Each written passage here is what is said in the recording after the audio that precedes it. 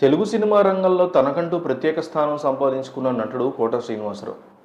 స్థానిక స్థానికతకి పెద్దపీట వేయాలని ఆయన ఉద్దేశం.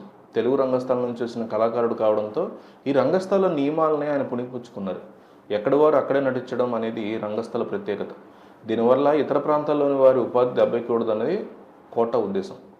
ఇదే ఆయన దాదాపు 20 ఏళ్ల పాటు ఇబ్బంది పడేలా చేసింది. కన్నడ సినిమా రంగానికి చెందిన ప్రకాష్ రాజ్ ఎంట్రీతో కోట సినిమాలకు ఇబ్బందులు వచ్చాయి.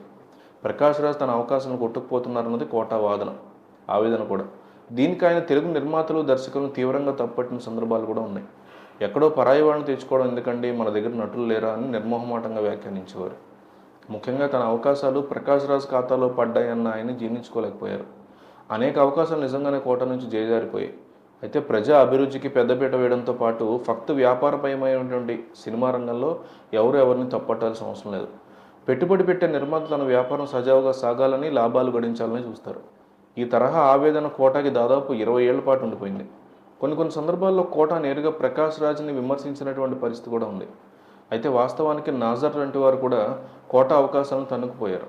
కానీ పెద్ద ఎఫెక్ట్ మాత్రం ప్రకాష్ రాజ్తోనేనని కోట అభిప్రాయం. ఇక తనని ఇంతగా కోట టార్గెట్ చేసిన ప్రకాష్ రాజ్ ఎప్పుడూ కోట మీద విమర్శలు చేసిన పరిస్థితి లేదు. ఆయన ఎప్పుడూ గౌరవించారు. మీరు ఆ పాత్రలో ఉంటే ఆ సినిమాకి న్యాయం జరుగుతుందని భావిస్తే అది మీకే ఇస్తారు, నాకెందుకు ఇస్తారు, నాకు ఇచ్చారంటే అది మిమ్మల్ని తప్పు చేసినట్టు కాదు అని ప్రకాష్ రాజ్ కోట మీద వ్యాఖ్యానించిన సందర్భాలు కూడా ఉన్నాయి.